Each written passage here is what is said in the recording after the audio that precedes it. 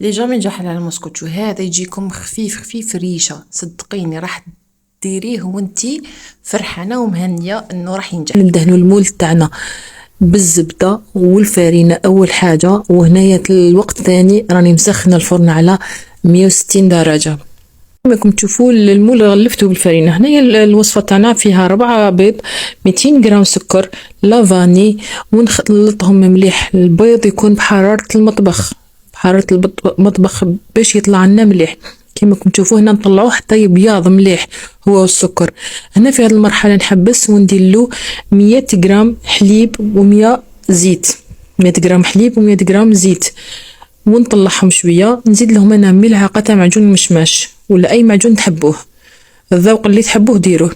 هنا بعد ما خلطتهم جبت عندي 280 غرام فرينه، وعندي 2 خميره كيميائيه بوزن 10 غرام، يعني عندي 20 غرام خميره كيميائيه. القراءة واجعني بالسيف راني نقدر نهضر لكم. المهم ان شاء الله تكونوا فاهمين برك.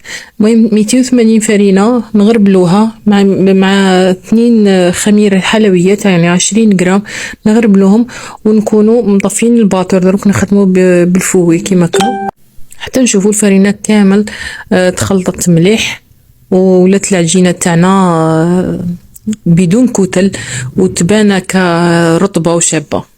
نكمل نخلطها مليح ونجيو نفرغوها في المول. يعني المسكوتشوي واضحة سهلة، هذه بزاف ناجحة، صدقوني راح تنجح لكم. فرخها في المول وندخلها طيب كل فرن.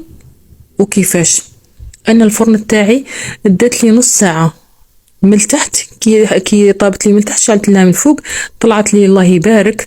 نجي هنا قدامكم راكم تشوفوا فيها نقلبها، يعني ما حليتش عليها خلاص حتى شتها طلعت واحد نص ساعة طلعت حليت عليها. وهنايا نجي ندهنها بالمربى ونديكوريها كيما نحب، بالنوى كوكو ولا باللوز، اي حاجه عندكم ديروها. المهم كيما قلت لكم كل فرن وكيفاش كاين اللي تدي لكم حتى ل 45 دقيقه. هاي الوصفه تاعنا راهي واجده مسكوتشو ما شاء الله، جات بنينه وخفيفه خفيفه ما شاء الله. ان شاء الله الوصفه تاع اليوم تعجبكم، وما تنساوش اللي تعجبها وتطبقها تبعت لي في التيك توك وتبارطاجوا تعليقاتكم. تلاقاو في وصفات اخرى ان شاء الله ناجحه ان شاء الله، ودائما معكم بالوصفات الناجحين. مهم انتم الدعم برك، دعمكم ليا هو اللي يخليني نستمر نجيب لكم في الوصفات الناجحين ان شاء الله. تلاقاو في وصفات اخرى ان شاء الله. سلام.